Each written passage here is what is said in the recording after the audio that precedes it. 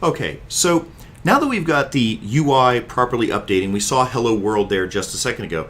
Now we need to actually model the data that we saw in those individual Twine nodes. So for starters, remember the node itself contained a heading up at the top, it contained a body, and then later on there was all that extra functionality that made those arrows. So the hyperlinks with the two square brackets on either side, that enabled, because of the way Twine works, enabled us to jump around between those different nodes. So we need to model the data that we saw in any one of those particular nodes. Now, the way this project is going to work out is I'm going to refer to these things in a more book kind of fashion.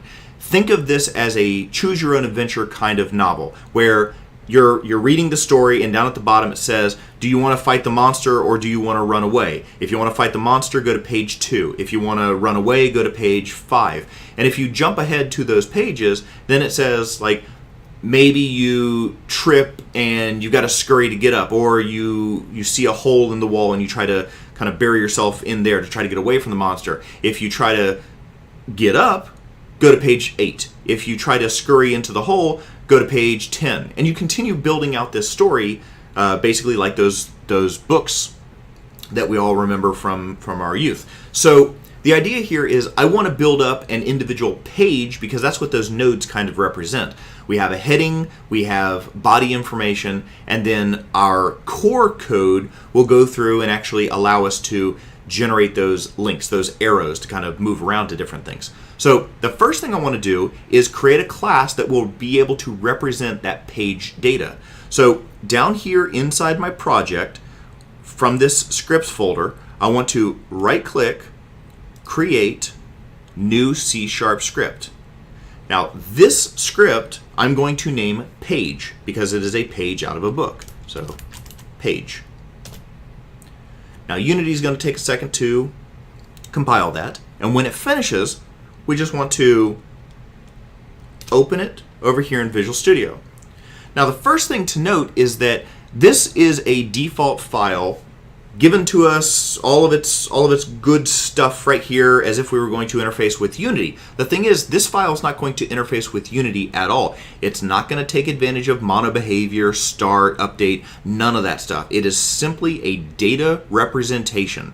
So what I want to do, first of all, is format this file. So remember, it was edit, advanced, format document, or Control E and then D on the keyboard. I don't need any of these three usings at the top. I don't need collections, I don't need the generic stuff, I don't need the Unity engine. So I'm going to take all three of those lines, technically 4 if you go down to the next line, and just delete those and kind of clean that up just a little bit.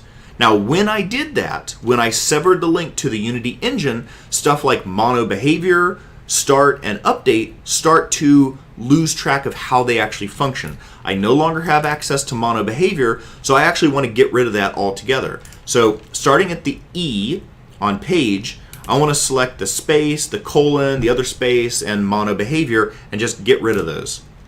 Then down here, the start and update and their comments right above them, I don't need any of that stuff either, so I'm going to get rid of those as well. So we just gutted this entire file. All it says is public class page and then the curly brackets for its scope. At this point, I would want to construct out the information. I would want to model how this page is actually going to represent that data. So we have our kind of standard comments to kind of give us a heads up as far as what's where in this file. So we have our fields at the top. After that, we have our properties.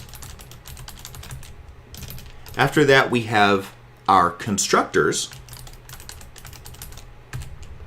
And then after that, we have our methods. This is kind of the general order that stuff would be in this file.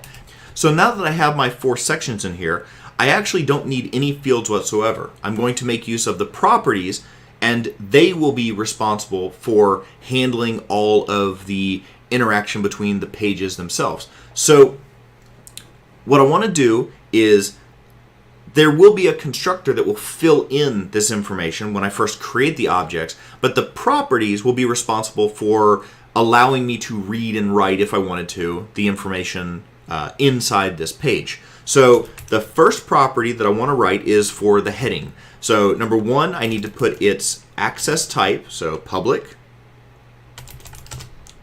That's its access level. Public means the outside world can see it, other scripts. It's going to be a string type, and then its name is going to be heading.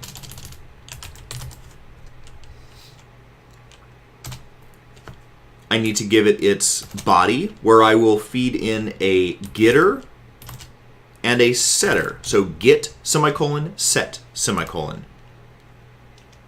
The other property I want is for the body itself. So we need that to be public as well. It's also going to be a string, and we're going to call it body. And just like heading, it's going to have a scope, a body to itself. So throw on the curly brackets, give it a get accessor and a set accessor. So a getter and a setter. Now, down here in the constructors section, I need to actually feed in the information when I first create a new class. When I first instantiate this class, I want to feed it the information that will customize this particular page.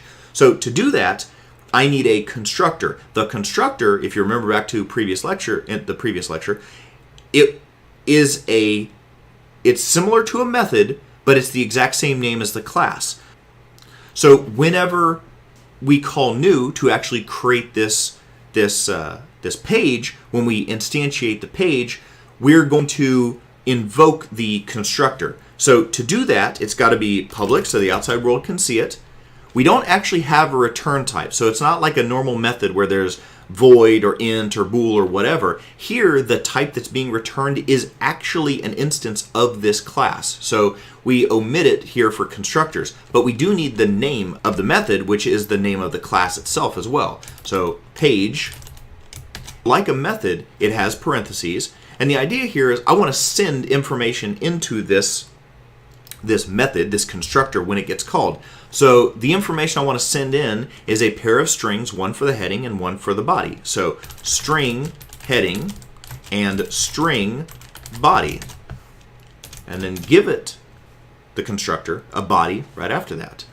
Now, I want to send this heading parameter into this heading property. So it's going to, behind the scenes, it's going to, again, auto-implement. It creates the backing store for us, the secret variables that keep track of this information.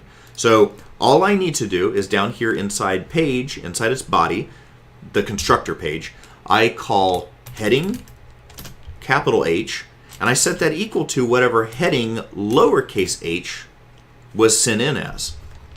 I do the exact same thing for body, capital B, body, set that equal to whatever was sent in as the lowercase b body. And this particular class isn't actually going to have any methods, just like the fields, but we're going to leave those comments there just in case we ever decide to come back and add that. So go ahead and save this file. And now we're going to jump back over to the core code and continue working from there. But the first thing I want to do is, before I continue building up all the rest of this stuff, now that we've established that this screen.text hello world actually works, I don't want to see that printed out to my screen anymore. So I'm just going to comment out that line 29 and then save. Now at this point, I want to double check that everything that I've written so far is actually compilable. I want to make sure that it can compile. So I'm going to jump back over to Unity and make sure that everything compiles correctly. So back over here in Unity, we see the bottom right corner. It has that spinner. Everything looks good. So now we can jump back over to the code and continue building up the systems.